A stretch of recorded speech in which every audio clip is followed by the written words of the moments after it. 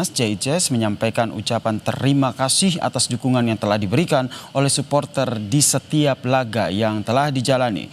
JICS menyebut sejak pertama kali saya tiba di Timnas, saya bisa merasakan adanya ikatan khusus di antara kami semua, antara para pendukung dan para pemain, tetapi juga di dalam tim. Sekaranglah saatnya untuk membangun kembali dan kembali lebih kuat dari sebelumnya.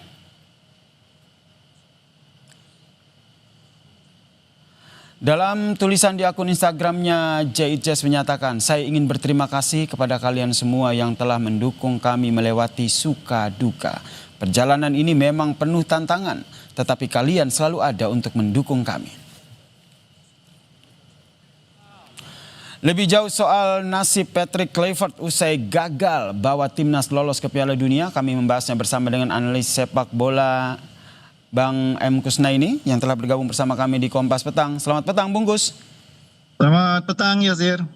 Kemarin sempat berbincang dengan Pak Sumarji yang menyatakan bahwa akan melakukan evaluasi, terutama mengevaluasi pelatih. Kalau menurut Anda evaluasi PSSI ini apakah akan berujung pada keberlanjutan Patrick Kluivert atau Patrick Kluivert akan diganti?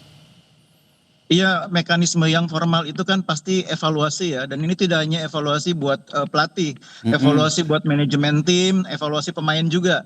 Ini memang proses yang normal, yang standar dalam setiap pembentukan tim, selalu diakhiri dengan evaluasi, dan evaluasi itu nanti disampaikan oleh manajer kepada exco ya.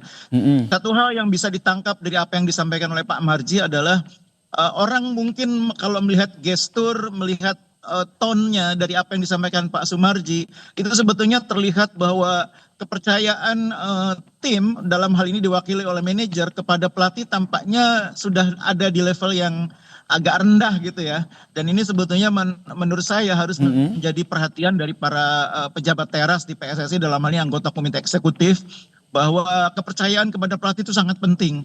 Kalau pelatih sudah kehilangan kepercayaan, apalagi sekarang ini kan sudah begitu deras suara atau tekanan dari publik di jagat media sosial agar pelatih diberhentikan, bahkan banyak yang meminta agar pelatih sukarela mengundurkan diri. Saya pikir menggambarkan betapa trust sudah sangat rendah terhadap pelatih, dan itu sebetulnya kurang baik bagi tim nasional. Kalau menurut Anda sendiri baiknya seperti apa? Mengundurkan diri, dipecat atau bagaimana? Ini kan soal etika ya. Kalau seorang pelatih tidak mampu mencapai target, idealnya memang mengundurkan diri. Tapi di dalam kontrak kan tidak ada kewajiban mengundurkan diri gitu ya. Ini nanti soal bagaimana manajemen menyikapi aja. Karena kalau mengundurkan diri dengan diberhentikan itu kan kompensasinya tentu berbeda gitu ya. Itu juga akan menjadi pertimbangan. Cuma kalau kita bicara tentang kinerja, memang kinerjanya menurut saya agak sulit kalau mau dipertahankan dengan track record yang sudah dicapai sejauh ini ya. 8 pertandingan, kemudian kualifikasi putaran keempat tanpa poin. Bahkan sebetulnya secara permainan bisa dibilang kita tidak mencetak satu gol pun, dua-duanya melalui penalti. Ini tentu menggambarkan kinerja pelatih yang tidak optimal ya. Padahal menuju putaran 4 kita sudah mendapatkan tambahan banyak pemain. Pemain depan ada Miliano, kemudian juga ada Mauro Zylstra, ada kiper Emil Audero. Ini kan tambahan yang sangat luar biasa yang menambah kualitas bagi tim nasional dari segi pemain.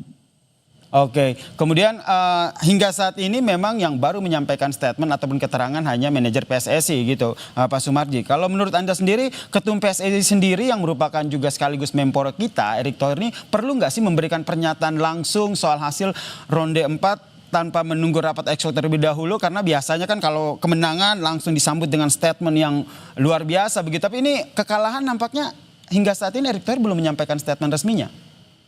Iya, sebetulnya kita sudah mendengar pernyataan beliau yang berisi permohonan maaf ya. Tapi memang terkait dengan masa depan pelatih, memang idealnya harus melalui prosedur evaluasi ya.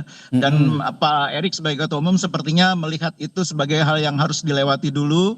Tidak merupakan keputusan perorangan, tapi keputusan dari lembaga yang namanya Komite Eksekutif.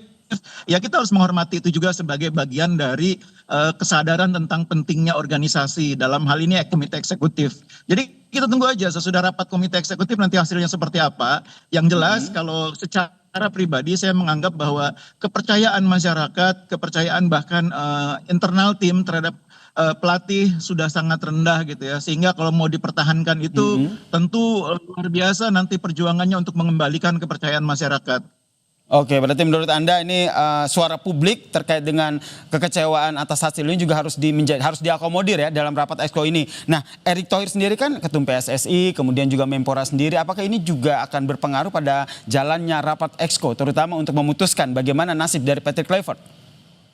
Iya, komite eksekutif itu kan kerjanya kolektif kolegial ya, meskipun ketua umum punya punya suara yang cukup menentukan, tapi pada dasarnya kan kolektif kolegial. Ya saya pikir nanti kita perlu mendengar suara mayoritasnya seperti apa. Cuma seperti yang berkali-kali saya katakan, ini nada bicara, tonnya Pak Sumarji yang juga bagian dari komite eksekutif, itu kan sudah sangat jelas gitu ya, menggambarkan betapa menurunnya tingkat kepercayaan terhadap pelatih. Jadi Pak Erick sebagai ketua umum PSSI saya pikir juga akan memahami suara itu.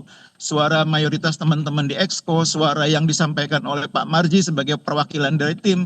Saya pikir Pak Erick akan bijaksana memahami itu.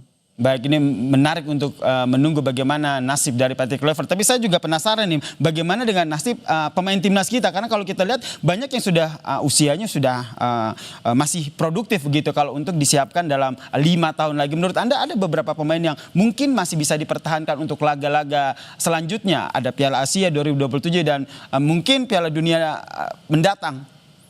Iya benar Yasir, jadi ini yang harus kita pikirkan secara serius ya. Kita tidak boleh membuat tim ini mulai lagi dari nol. Tapi kita harus memanfaatkan tim yang sudah terbentuk ini sebagai fondasi untuk persiapan menuju Piala Dunia 4 tahun lagi. Dan Piala Asia adalah jalan menuju ke Piala Dunia itu. Jadi jangan sampai tim ini dikelola dengan cara yang salah, dikelola oleh orang yang salah. Karena kita sekarang ini pikirannya adalah bagaimana 4 tahun lagi kita harus bisa memanfaatkan tim yang sekarang ada untuk membentuk tim yang lebih kuat. Kita punya banyak pemain yang masih punya potensi bermain 4 tahun lagi. Ada Rizky Ido, ada pemain depan oleh Romani, Miliano, Mauro Ziltra, masih banyak sekali. Kita masih harus punya optimisme untuk menyiapkan tim 4 tahun lagi, tapi dengan catatan mulai dengan evaluasi yang adil, yang sungguh-sungguh terhadap apa yang sekarang terjadi. Oke, kita masih punya potensi yang luar biasa untuk terus mengudara begitu tim Garuda kita. Kalau menurut Anda ini kita masih mengandai-andai. Jika nantinya Patrick Kluivert dicopot dan diganti, menurut Anda siapa orang yang berpotensial untuk menggantikan sosok Patrick Kluivert? Ya, pertama-tama kita harus pastikan dulu bahwa pelatih yang nanti akan dipilih, entah itu Kluivert atau siapapun, orang yang punya kemampuan membangun tim, konsepnya jelas, kemudian pengembangannya, tahapan-tahapannya jelas, dan jangan berpikir jangka pendek gitu ya. Ini PSSI juga harus belajar dari kemarin memutuskan Kluivert untuk jangka pendek itu ternyata tidak efektif. Kita harus berpikir apa-apa itu konsepnya jelas, targetnya jelas, jangan di tengah jalan juga mudah berubah. Nah, kita harus siapkan itu. Yang kedua, bagi saya tidak masalah sebetulnya persoalan kemarin dengan masalah komunikasi, masalah perbedaan kultur. Toh sebetulnya itu bukan hal yang yang menentukan dalam sepak bola. Yang lebih menentukan itulah kualitas kepelatihannya, kemampuan manajerialnya, kemampuan merangkul pemain, dan itu tidak tentukan oleh dari mana dia berasal. Nggak harus kalau timnya pemainnya kebanyakan dari Belanda, pelatihnya harus dari Belanda. Nggak harus seperti itu cara berpikirnya.